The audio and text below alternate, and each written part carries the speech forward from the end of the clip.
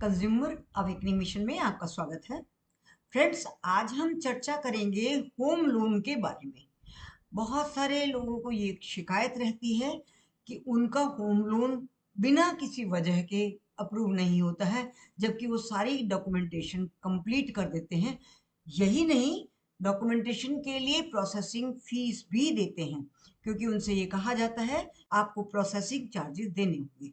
तो processing charges देने के बाद उपभोक्ता ये समझता है कि उनका सारा काम बिल्कुल कंप्लीट इन ऑल रिस्पेक्ट होगा, और दूसरे शब्दों में ये माना जाए कि उपभोक्ता को ये लगता है कि अगर हम प्रोसेसिंग चार्जेस दे रहे हैं और सारे डॉक्यूमेंट प्रॉपरली पेश किए जाते हैं तो हमारे अप्रूवल में कोई दिक्कत नहीं होगी।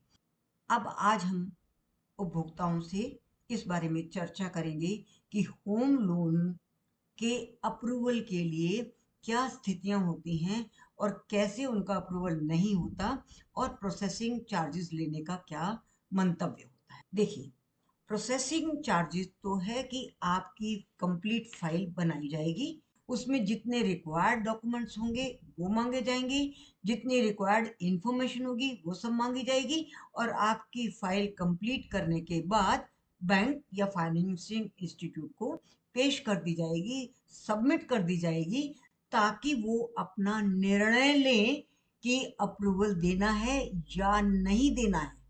यहाँ पर हम देना है या ना नहीं देना की बात इसलिए कर रहे हैं कि अप्रूवल देना या न देना फाइनेंशियल इंस्टीट्यूट, बैंक्स का अपनी डिस्क्रिशन होती है, इन्वेस्टिगेशन होती है, बहुत सारी जांच पड़ताल होती है।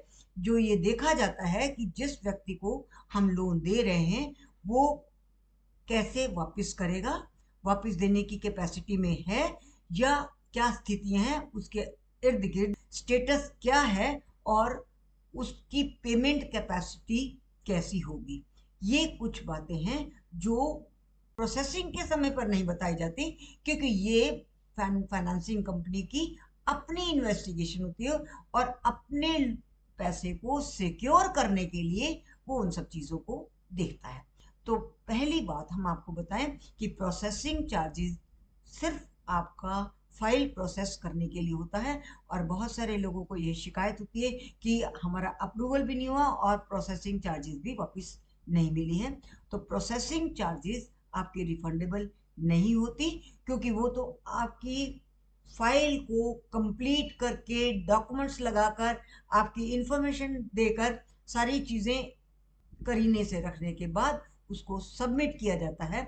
उसमें अगर किसी एजेंट ने सबमिट करने में कोई कोताही की हो, कोई आपकी इंफॉर्मेशन ठीक से पहुंची ना हो, और अप्रूवल का कारण कुछ इनकम्प्लीट डॉक्यूमेंट्स हों, तब तो आप एजेंट को कह सकते हैं कि हम ये प्रोसेसिंग चार्जेस क्यों दें। अप्रूवल नहीं दिया फाइनेंशियल इंस्टीट्यूट ने या बैंक ने, या अप्रूवल न देने का कारण आपकी फाइल का कंप्लीट न होना हो, ये दो अलग बातें हैं। अगर एजेंट आपकी फाइल को कंप्लीट करके नहीं देता है, उसके कारण रिजेक्शन होता है, तो आप इसके लिए दावा भी कर सकते हैं, दोबारा सबमिट भी कर सकते हैं, और एजेंट के अगेंस्ट शिकायत भी कर सकते हैं। किंतु यदि सारे दस्तावेज ठीक थे तो उसके बाद अप्रूवल क्यों नहीं हुआ, उसके लिए हम आपको कुछ पॉइंट्स बताएंगे जिनको ध्यान से सुनने की आवश्यकता है। पहली बात, अगर लोन के लिए अप्लाई करने वाला व्यक्ति, उसकी क्रेडिट हिस्ट्री पुअर है। क्रेडिट हिस्ट्री पुअर है मैंने आपने कभी भी किसी भी संस्थान से लोन लिया हो, उसको पेमेंट टाइम पे नहीं की हो, डिफॉल्टर रहे हों, या डिफॉल्टर होने के बाद आपके चेक बाउंस हुए हों, या कुछ भी इस तरह की आपकी हिस्ट्री हो जो डाउटफुल हो, तो उसमें बैंक या फाइनेंशियल इंस्टीट्यूट आपको अप्रूवल देने से मना कर सकते हैं। दूसरा है, आपकी इनकम की स्टेबिलिटी क्या है। आप प्राइवेट सर्विस करते हो, बीच में ब्रेक होता है, आपको बार बार आपकी नौकरी छूटती है, या बार बार नौकरी बदलते हैं, या उसमें आपकी जो इनकम का स्टेटस होता है उसमें फ्लक्चुएशन होती है, तो ये चीज़ें संदेह उत्पन्न करती हैं, और बैंक या फाइनेंशियल इंस्टीट्यूट आपको मना कर सकते हैं लोन देने के लिए, इसलिए कि वो अपने पैसे को सिक्योर रखना चाहते हैं। तीसरा है high debt to income ratio. आपकी जो इनकम की रेशो है उससे आपने डेट यानी कि ऋण अधिक ले रखे हैं।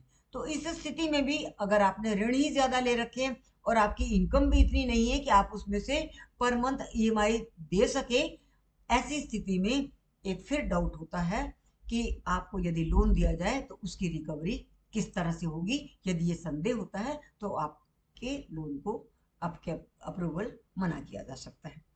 अब जब आप लोन लेते हैं तो कुछ परसेंटेज डाउन पेमेंट करने कहा जाता है।